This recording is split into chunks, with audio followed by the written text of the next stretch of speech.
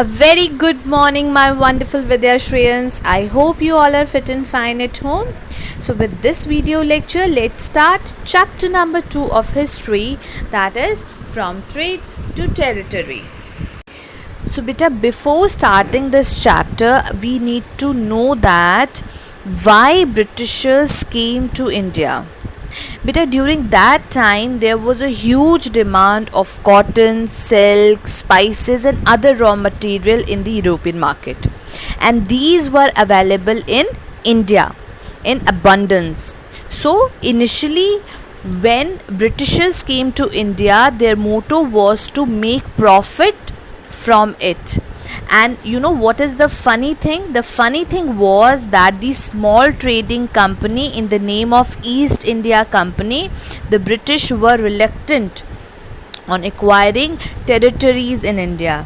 I know you must be thinking, how did they manage to become the masters of such a vast empire?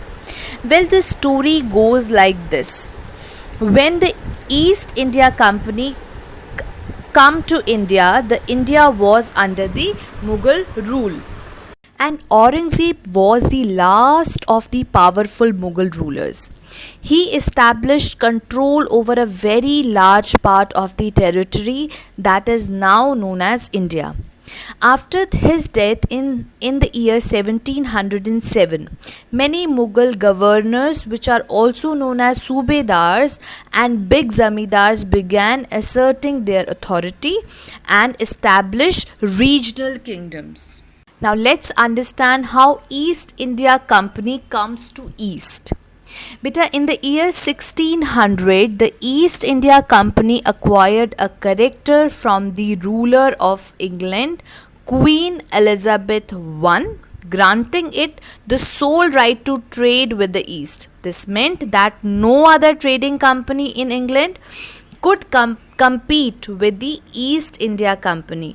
With this character, the company could venture across the oceans looking for new lands from which it could buy goods at a cheap price and carry them back to Europe and sell at the higher price. The company did not have to fear competition from the other trading companies या फिर और companies जो England से आकर यहाँ पर trade कर सकती थी. And you know that Portuguese had already established their presence in the western coasts of India and had their base in Goa. In fact, it was Vasco da Gama, a Portuguese explorer, who had discovered this sea route in India in the year 1498. And by the early 17th century, the Dutch too, exploring the possibilities of trade in Indian Ocean. Soon the French traders also arrived in the Indian subcontinent. Now let's understand how East India Company begins trade in Bengal. Beta, the first English factory was set up on the bank of the river Hooghly in the year 1651. This was the base from which the company's traders, known at that time was factors, operated. The factory had a warehouse where goods for exports were stored, and it had offices where company officials sat. और जैसे जैसे trade बढ़ना शुरू हुआ, as the trade expanded, the company persuaded merchants and traders to come and settle near the factory के आसपास रहना उन्होंने शुरू कर दिया. And by the year 1696 it began building a fort. उन्होंने अपना खुद का फोर्ट बना लिया around this settlement.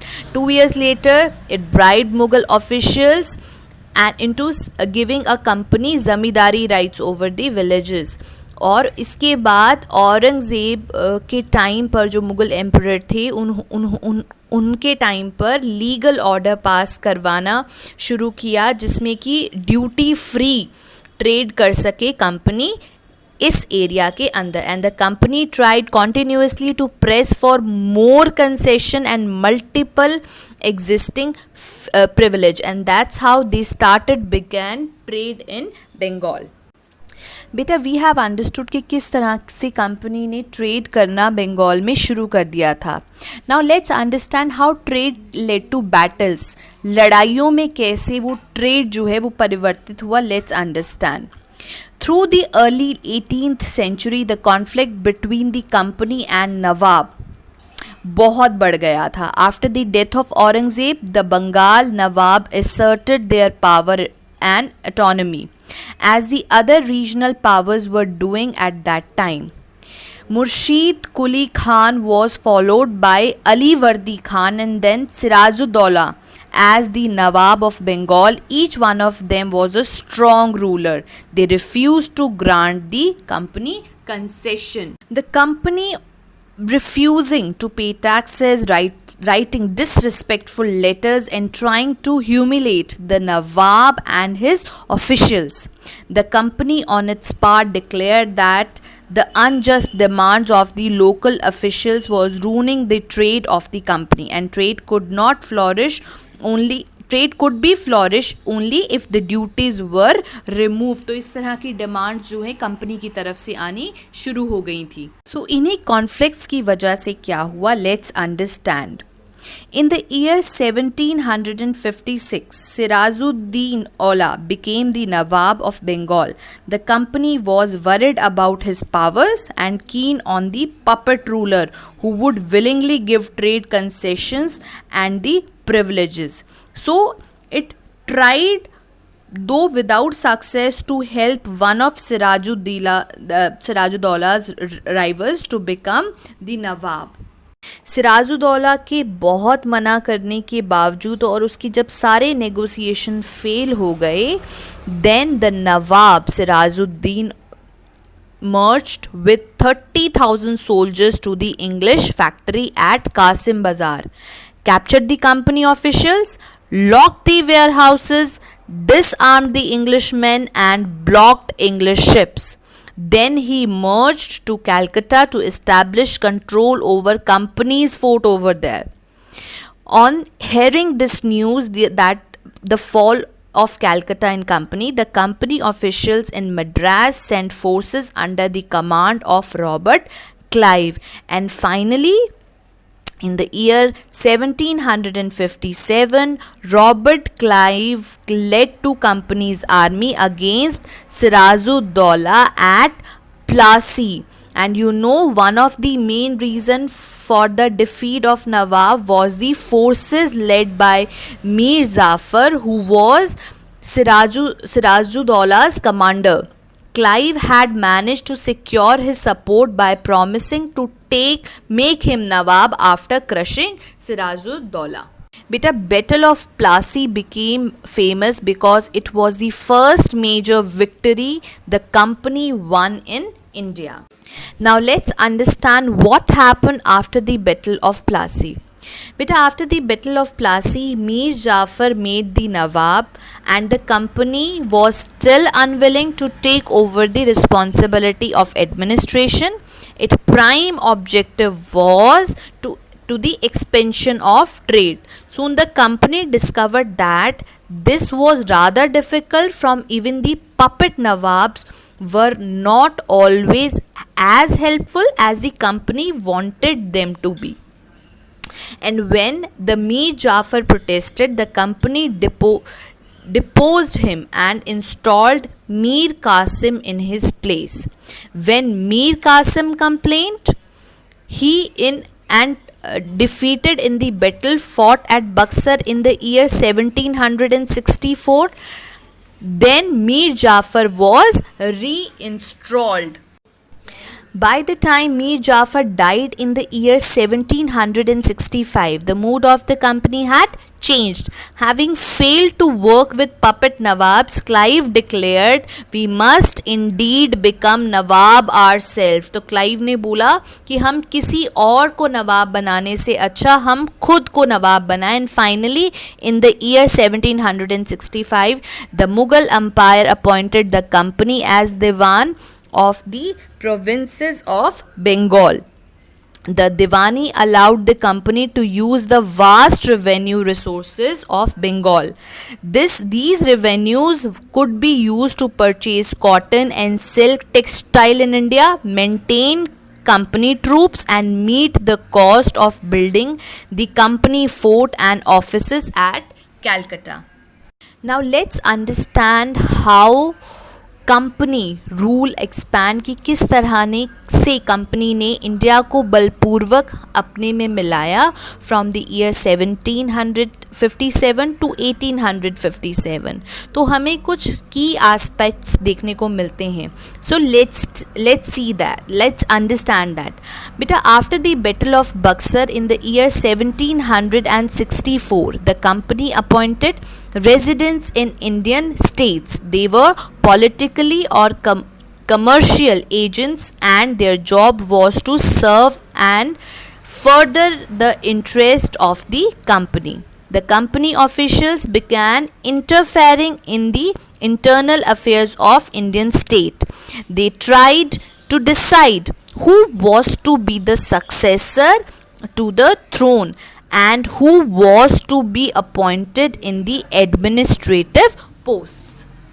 And you know, the rulers were not allowed to have their independent armed forces. They were to be protected by the company but had to pay a subsidiary forces that the company was supposed to maintain for the purpose of this protection. Understood? If the Indian rulers failed to make the payments, then the part of the territory was taken as penalty. For example, when Richard Wesley was Governor General from the year 1798 to 1805, the Nawab of Awadh was forced to give over half of his territory to the company in the year 1801 as he failed to pay the subsidiary forces. Now let's understand about the Tipu Sultan, the Tiger of Mysore.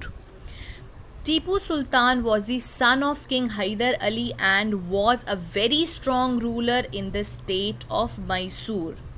In the year 1785, Tipu controlled the trade of the Malabar coast and stopped the export of sandalwood, pepper and cardamom. He also established a close relationship with the French in India and modernized his army with their help. The British were furious when they saw Tipu and Hyder was very ambitious, arrogant and dangerous rulers who had to be controlled and crushed. So 4 wars were fought with Mysore, and only in the last war in the year 1799, the Battle of Srirangapattam, did the company ultimately win the victory. Tipu Sultan was killed defending his capital Seringapatam. Now let's see war with Marathas. Beta, from the late 18th century, the company also sought to curb and eventually destroyed Maratha powers. With their defeat in the Third Battle of Panipat, which was held in the year 1761, the Marathas' dream of ruling the Delhi was shattered. 1761 में जो पानीपत की लड़ाई हुई थी, उसके बाद जो मराठा का ये था ड्रीम कि वो दिल्ली के ऊपर वो अपना कब्जा करे, वो बिल्कुल ही shattered हो गई थी. And they were divided into many states under the different chiefs, which were also called as Sardars, belonging to dynasties such as Sindhya, Holkar, Gaikwad and Bhosle. These chiefs held together in an alliance under the Peshwas, who were also the principal ministers. But the Marathas were subdued in the series of war. In the first war was ended in the year 1782 with the Treaty of Salbai, and there was no clear victor. The Second Anglo-Maratha War was fought on different fronts, resulting in the British gained Orissa and the territories north of the Yamuna River, including Agra and Delhi. And finally, in the Third Anglo-Maratha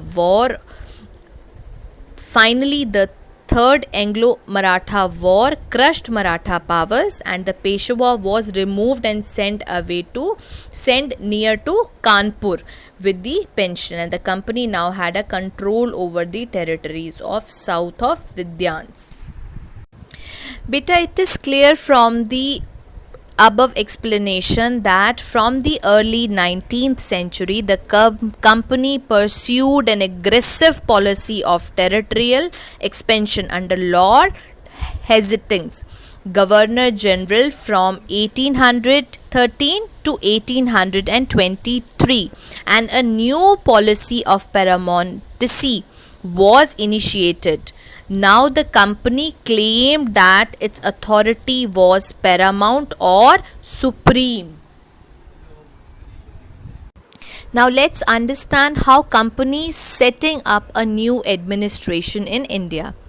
Warren Hastings, who was the Governor General from the year 1773 to 1785, was one of the many important figures who played a significant role in the expansion of company power. By his time, the company had acquired power not only in Bengal but in Bombay and Madras as well. And he divided administration into three presidencies, namely Bombay Presidency, Madras Presidency, and the Bengal Presidency. And from 1772, a new system of justice was established. Each district was to have two courts, a criminal court which is Faujdari Adalat and the civil court which is Diwani Adalat. Maulvis and Hindu Pandits interpreted Indian laws for the European district collectors who presided over the civil courts, and the criminal courts were still under a Qazi which is a judge and a Mufti. The principal figure in an Indian district was the collector. As a title suggested, his main job was to collect revenue and taxes and maintain law and order in the district with the help of judges, police officers and darogas. Now let's understand about the company army. Beta, colonial rule in India brought in some new ideas of administration and reforms, but its power rested in its military strength. The Mughal army was mainly composed with two types of soldiers. First is salwars, which are the soldiers on the horseback, and the pedal foot soldiers. They were trained only in archery and sword fighting. And in order to protect themselves from enemies and trade rivals, the company now needed army, so they started recruiting Indian soldiers as well.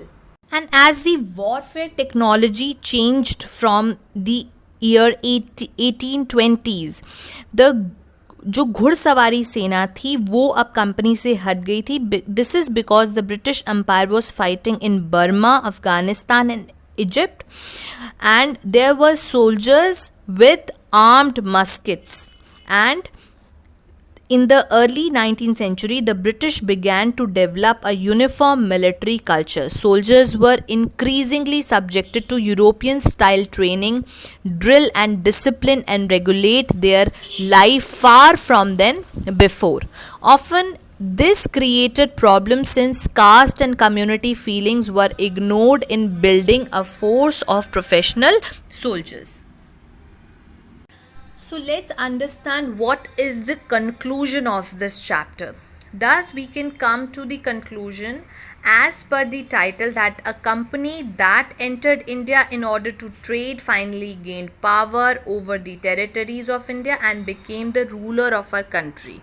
And by 1857 the company came to exercise direct rule over about 63% of the territory and 78% of the population of the Indian subcontinent, combined with its indirect influence on the remaining territory and population of the country. The East India Company had virtually the whole of India its control. So my dear children, I hope by the end of this video you all have understood that how the company establishes power from trade to territory. So see this video one more time, complete your PDF file, and see you with the next video. Bye bye.